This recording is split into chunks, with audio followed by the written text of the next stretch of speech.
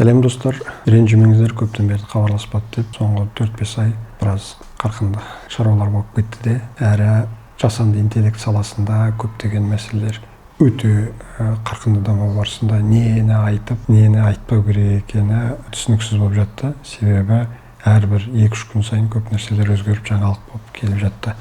Bir жағынан шектеулер болып жатты, заңды тұрғыдан, бір жағынан адамдардың тайталастығы, AI саласындағы ресурстар, дата центрлер туралы үлкен мәселелердің нақты шешім табылмағандығынан біраз дау-дамайлар болып жатты. Сол кезде өзекті мәселеден айырылып қалмас үшін, әртүрлі дау-дамайлы хайповый темаларға кетіп қалмас үшін біраз тұрақтай тұруға тура келді. Соңғы жарты жылда не өзгерді десек, мысалы, жасанды интеллекті чат түрінен агенттік үрдіске көшті. Былай деп айтуға болады, мысалы, бұрын чатта бір-бірімен қарым-қатынас жасаса, мысалы, жасанды интеллектімен адам баласы. Қазіргі уақытта сіз арнайы агентті өзіңіздің қажеттілігіңізге сай ұйымдастырып қойсаңыз, ол сіз үшін бар ақпаратты жинап, әртүрлі үрдістерді өзі атқарып, жұмыс істеу процесіне кетті. Көптеген нарықтағы, мысалы, Google, Microsoft, Anthropic, Elon Musk'ның Tesla'сының әр саласындағы жасанды интеллектілерінің модульдерінің өте қарқынды дамып, әрі технологияның өзгеруіне сәйкес және де ресурстардың бұрынғыдай шектеулі емес кішкене мүмкіндіктері пайда болғандықтан олар үлкен көлемде емес, оқытылған шағын модульдарға айнала бастады. Оны сіз қазіргі уақытта, мысалы, телефоныңызда да жай қарапайым бір ноутбукта болсын, жасанды интеллектінің арнайы модулін орнатып алып, сіз сонымен бірге дауыс арқылы, не болмаса чатқа жазу арқылы сіз оны оқытып, тәрбиелетіп, сонымен бірге жұмыс істей беруіңізге болады. Және бір екінші сала, мысалы, жаңа жасанды интеллекті кодты өзі жазу процесіне кірісе бастады. Бұрын айғайлайтын, мысалы, жаңадан бітіріп келген, тәжірибесі жоқ, жун дәрежесіндегі код жазатындар өте қажет деп. Өйткені ол көп мәселені адам қолының күші арқылы пайда болады. Қазіргі уақытта оның барлығын жасанды интеллект өзі жасайды.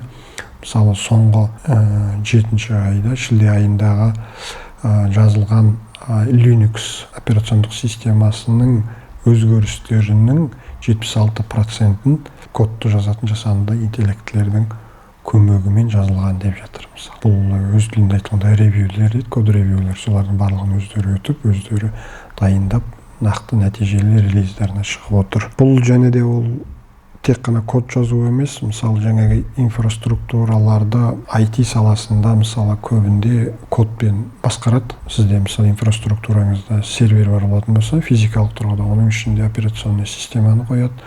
Оған жаңағы бөлшектеп шағын виртуальный машиналар жасап, соған әртүрлі жаңағы жасалынған приложение дейміз, application дейміз, солардың қажетті базалары, жаңағы балансерлары, әртүрлі көшірмелері, өйткені мысалы жаңағы сақтау керек, оны нагрузка көбейген кезде олардың келесі сұраныстарды соған бағыттайтын балансерлер арқылы виртуалкалар пайда болады. Осының барлығын кодпен адам алдын ала дайындап жазып қояды.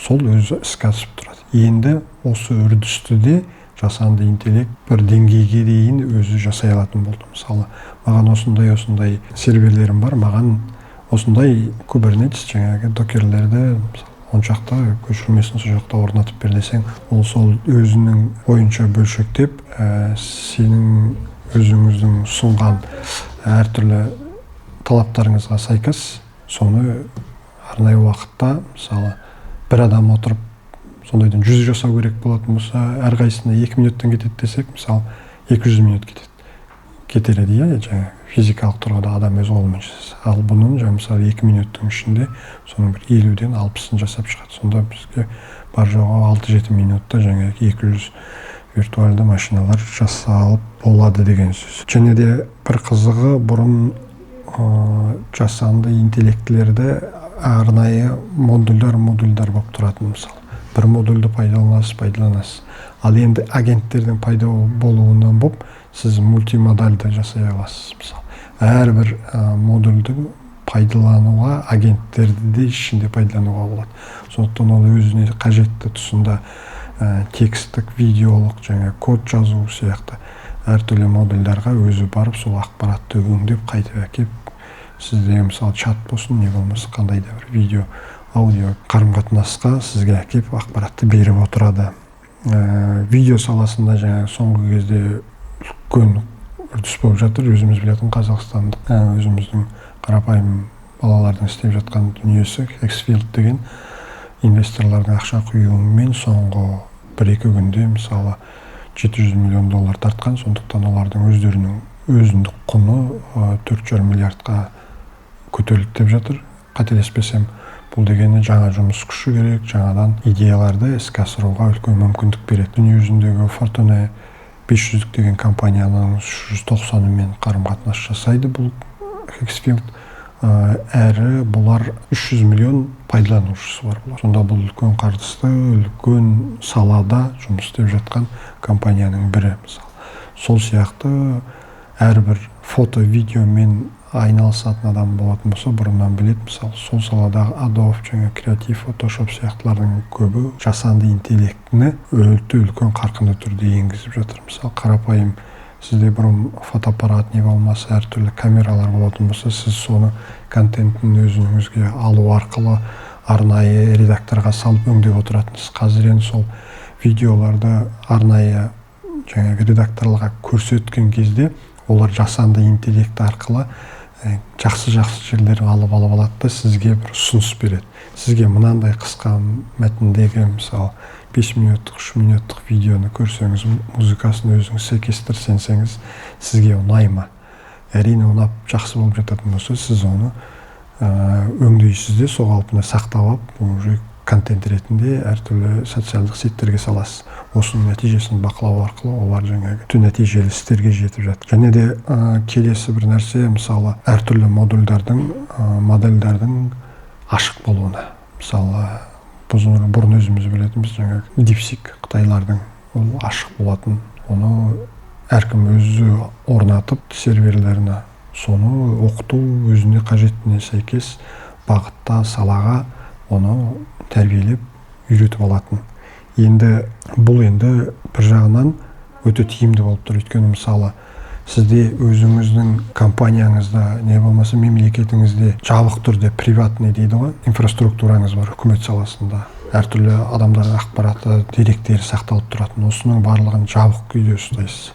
Бірақ сіз оның ішінде жаңағы жасанды интеллектіні әкелу үшін сіз жаңағы сыртта орнатылған, публичный ортада орнатылған жасанды интеллектіні қарым-қатынас жасаттырасыз да сіз соны пайдаланасыз. Сол кезде сізді ақпараттарыңызды өңдеп, қандай да бір ұсыныс жасап код жазу үшін ол ақпарат деректерді өзіне алып кетеді де өңдеп алып сізге береді. Ал ол қауіпсіздік жағынан өте тиімсіз. Сондықтан қайтеді, осы ашық модельдерді сіздің жаңағы приватный инфраструктураңыздың ішінде орнатып, сіз соған сәйкес өзіңізді үйретіп, дамытып, жабық түрде сол жерде көмегін алып, жасанды интеллектіні инфраструктурада пайдалануға болады. Бұрын енді мысалы көбі былай талап ететін, мысалы жасанды интеллект адам сияқты өте ақылды, соның деңгейіне жету керек. Мәселе қазір төменгі сұраныс болып тұр, өйткені ең басты нәрсе қайталанатын күйбең тірліктегі қарапайым заттарды тез өңдеп нәтижесін шығару. Мысалы бұрын еңбектеніп бір нәтиже идеяларды іске асыру кезінде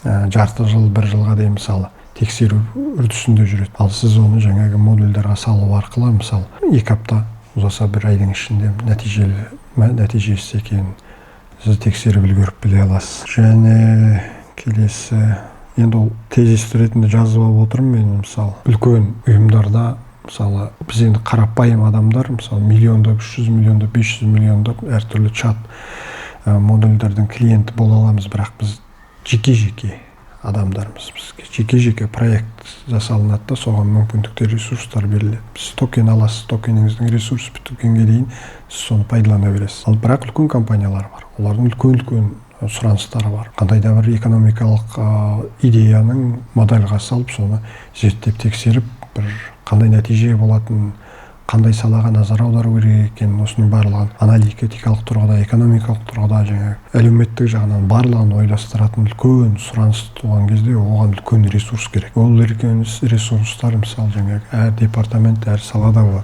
Мысалы осының барлығын реттеу үшін enterprise дейді, мысалы ұжымдық үлкен жасанды интеллектілерді ұйымдастыру керек болады. Бұл салада да қазір үлкен қарқынды жұмыс жүріп жатыр. Бұл қарапайым халыққа білінбейді, өйткені ол жасырын сол компаниялардың ішінде өзінің қажеттілігіне сәйкес іске асырылатын шаруалар. Бірақ енді бір нәрсе бар, мысалы барлығы басында айғайы болатын, мысалы өзімізде де айттық, мысалы адам ешқашан жасанды интеллектінің зардабын шекпейді. Әзірге шекпейді, расында да. Өйткені адамды жұмыстан айырылғанымен, бірақ ол адам мүмкін көп жағдайда ол системада, ол жүйеде, жұмыс орнында мысалы қара күш ретінде пайдаланылып жүруі мүмкін. Сондықтан ол мәселені шешем деп бизнеспен әрбір сала адамды жұмыстан шығару арқылы орнын жасанды интеллектімен жауып жатыр. Екіншіден ол мүмкін жаңағы қаржылық тұрғыдан өзінің әлсіздігін сезінген ұжымдар, компаниялар AI-ді пайдаланып, адамдардан да жасанды интеллект қазір енді көп нәрселерді шешіп жатыр ғой. Медицина саласында, білім саласында, жас оқушылар, жастар саласында, балалар, тәрбие, мәтін жазу, видео, аудио контент, өзіңіздің кеңес алуыңыз, ақпарат іздеуіңіз, айта берсеңіз сала көп. Бұрын бір жаңалық ерекше дүние болатын, сондықтан барлығы AI деп қоса беретін. Қазір енді ол компанияның атынан да, әртүрлі аппликейшндердің атынан да мысалы AI қосымшасы алынып жатыр. Өйткені ол бір артық нәрсе ұқсап сезінеді, сондықтан олар қарапайым қалыптасқан дүние болып еніп жатыр. Қажеттіліктен ондайға бару керек. Сондықтан ол қай салада жасанды интеллект пайдалы, қажеттілігі бар, ол сол салаға барады. Ал енді кейбір салаға бармайтын жағдайлар болады. Ол жағдайда жасырын түрде, приваттық түрде сол іске асырылу керек. Ол өйткені үлкен ақпарат, үлкен деректерді өңдеп, сақтап, одан дұрыс шешім шығарып, болашаққа басқа да оптимизация жасап, үлкен қаражаттарды үнемдеу деген мәселесі сөзге тиек етеді. Сіздерге көп рахмет. Сау, сәлеметті болыңыздар.